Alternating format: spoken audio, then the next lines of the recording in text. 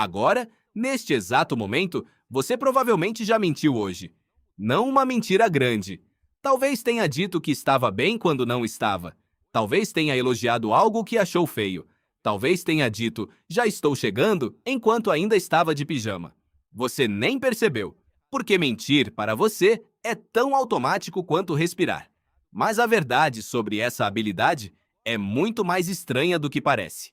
Porque mentir não é uma falha de caráter.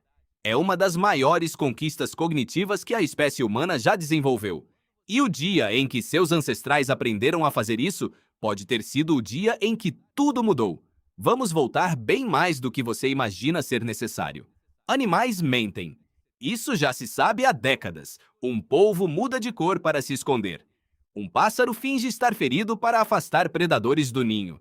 Mas existe uma diferença gigantesca entre esse tipo de engano instintivo e o que você faz quando diz a um amigo que adorou o presente que na verdade odiou. O seu tipo de mentira exige que você entenda algo extraordinário, que a mente da outra pessoa é diferente da sua. Os psicólogos chamam isso de teoria da mente. É a capacidade de entender que outra pessoa tem crenças, desejos e conhecimentos que não são os seus. Sem essa habilidade, mentir é impossível, porque para mentir, você precisa saber exatamente o que a outra pessoa não sabe e usar isso a seu favor. A primatologista Franz de Waal documentou décadas de comportamento enganador em chimpanzés e bonobos. Ele observou casos em que um macaco escondia comida de um rival mais forte ou fingia desinteresse por uma fêmea só para evitar conflito com um macho dominante. Esses comportamentos exigem, no mínimo, uma forma primitiva de previsão social. Mas a verdadeira explosão da mentira humana parece ter acontecido em outro momento.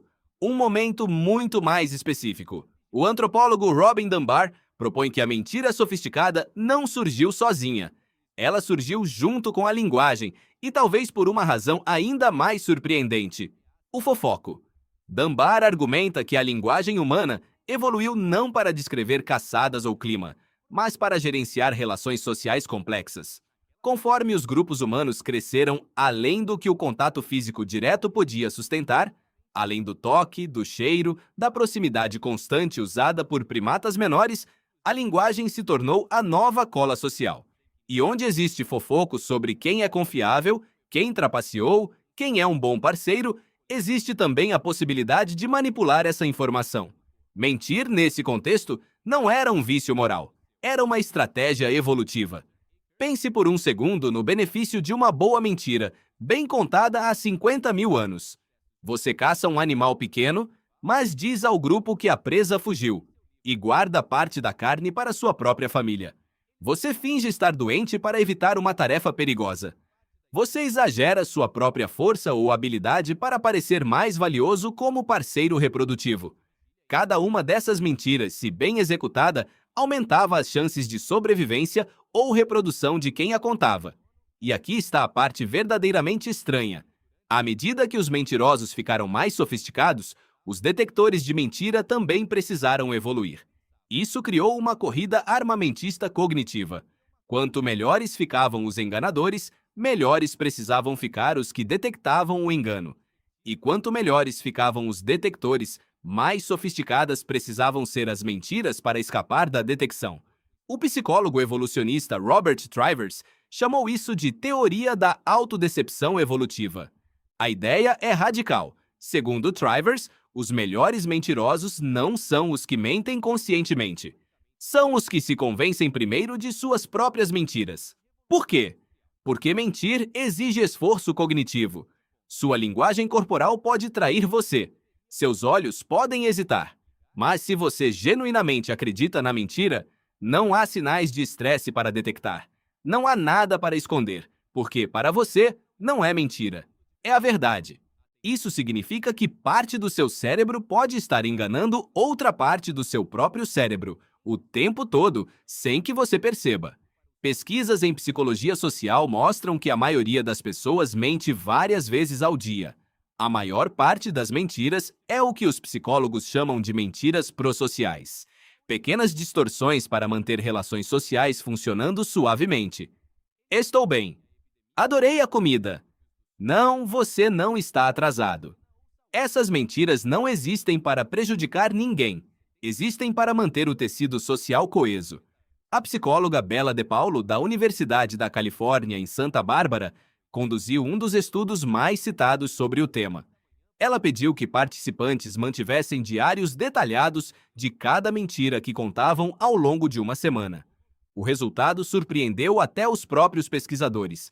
Praticamente todo participante mentiu pelo menos uma vez por dia, na maioria das vezes sobre coisas pequenas e na maioria das vezes para evitar desconforto social, não para obter vantagem pessoal. Mentir, descobriu De Paulo, é menos sobre manipulação e mais sobre manutenção. Manutenção de relacionamentos, manutenção de autoimagem, manutenção da harmonia do grupo. Isso conecta diretamente com algo que talvez você nunca tenha notado sobre si mesmo. A criança pequena que mente mal, que conta uma mentira óbvia, fácil de desmascarar, não está sendo má em mentir. Está apenas começando a desenvolver a teoria da mente. Estudos com crianças mostram que a capacidade de mentir de forma convincente surge na mesma época em que a criança começa a entender que outras pessoas podem ter crenças falsas sobre o mundo. Crianças que mentem bem, ironicamente, tendem a ter um desenvolvimento cognitivo-social mais avançado. Mentir bem é, sob esse ângulo, um marcador de inteligência social. Mas há um lado mais sombrio nessa história. Conforme os grupos humanos cresceram, de pequenas bandas para vilas, de vilas para cidades, de cidades para nações, a distância entre quem mente e quem é afetado pela mentira também cresceu. Numa banda de 30 pessoas, mentir tinha consequências sociais imediatas e severas. Todos sabiam quem você era, e a reputação era praticamente a única moeda que importava. Numa sociedade de milhões, o anonimato criou espaço para mentiras de uma escala que nunca existiu antes. O que isso significa é que o mesmo mecanismo cognitivo que ajudou seus ancestrais a sobreviver em pequenos grupos sociais, agora opera num mundo completamente diferente, onde uma mentira pode viajar para milhões de pessoas em segundos, sem que o detector de mentiras evoluído em você jamais tenha a chance de avaliá-la pessoalmente.